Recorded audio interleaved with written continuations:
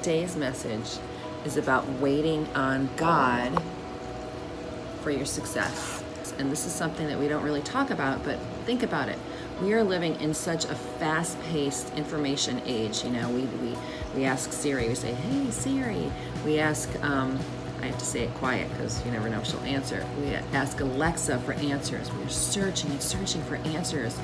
And I just find that a lot of people that I talk to are so frustrated with the pace with which their success is coming. And I had a talk with my kids the other day about the process of life and the process of success, that sometimes between, well, with anything, you're building something, you're growing something, and there can be this frustration that you're not moving fast enough. And I just want to encourage all of you guys, especially those of you who are faith-based Christian entrepreneurs or marketplace ministers, people who are in business, and in the type of business that you were led to because you believe that God called you to it.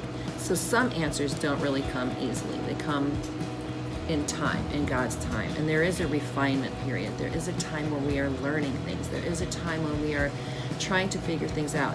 So I'm not saying just to wait upon the Lord and not take action, because that's not biblical either. But I want to give you some perspective in the midst of your struggles, in the midst of your pain, in the midst of the times where you're like, oh my gosh, it's so hard. I just want to share with you things that have helped me.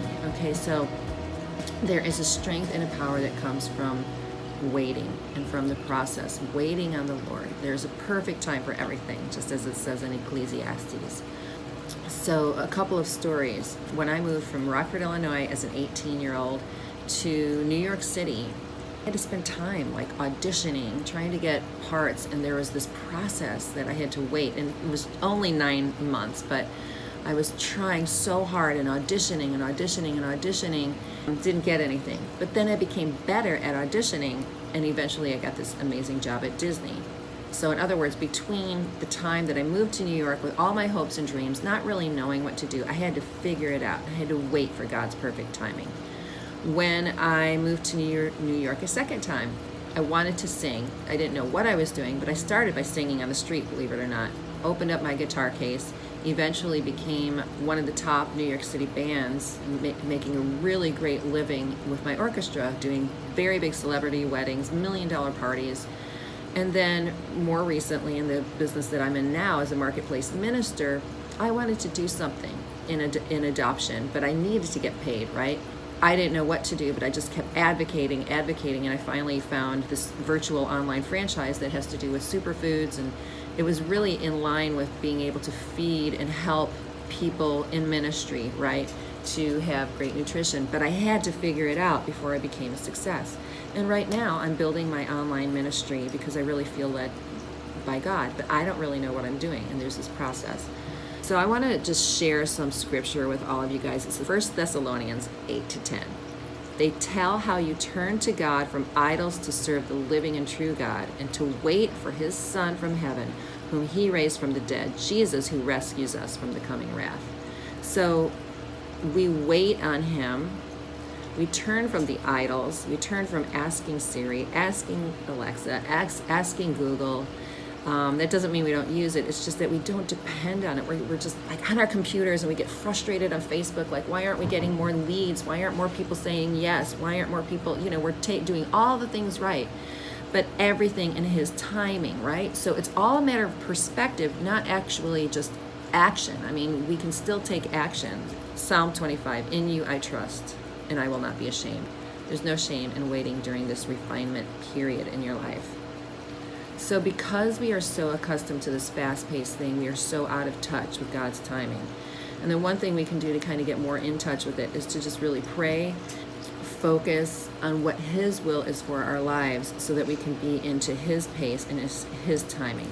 When we learn to wait, we become more refined. I will tell you that had I not waited, had I not understood the process of birthing something great, whether it's business or when you adopt or have a child in your family, whatever you're birthing, if I had not understood the process or of being planted, in a field, of being able to grow, right? And you're sort of being cultivated and you're growing in this period of time. Had I not understand it, I would be totally frustrated. So I want you guys to know that there is a period of growth that needs to occur during this waiting period.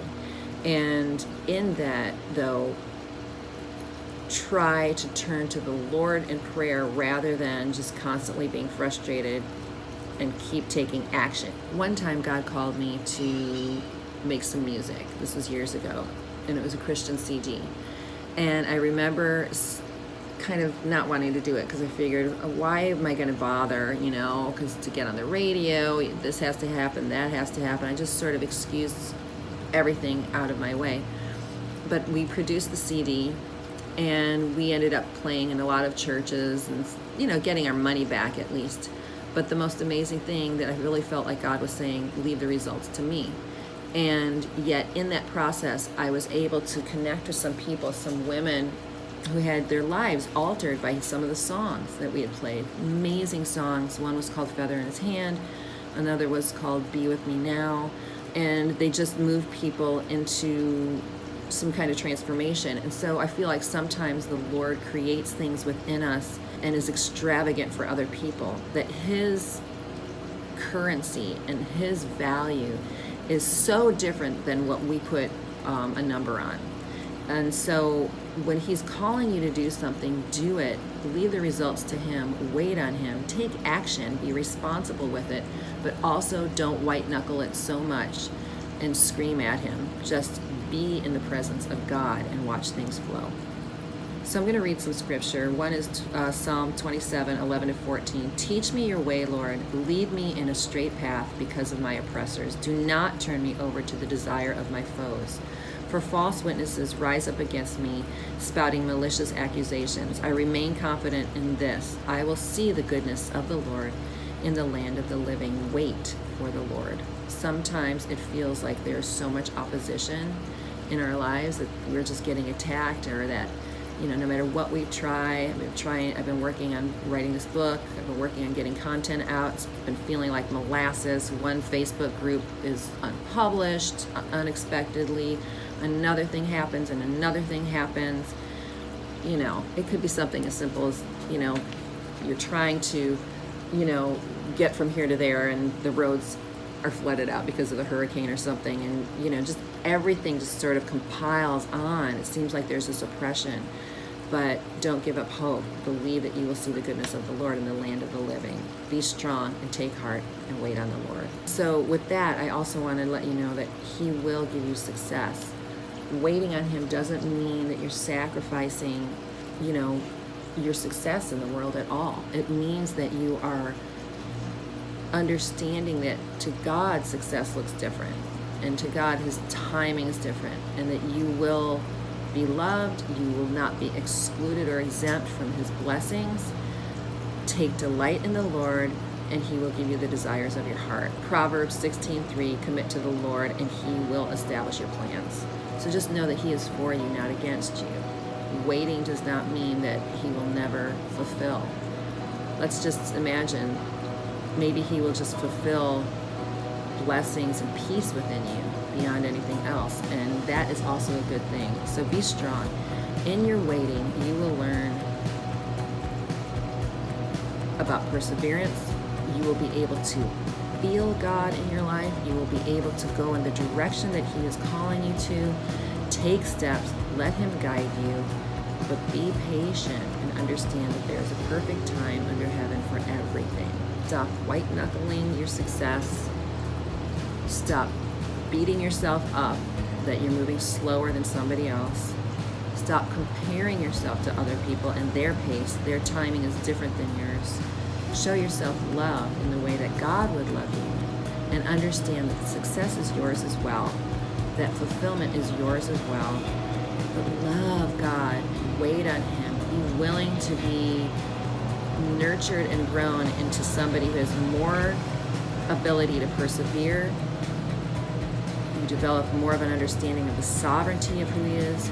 You develop an understanding of what it means to be led by the Holy Spirit, and the gifts that you will receive in waiting will outweigh any financial gift, any worldly gift that you are expecting in the process.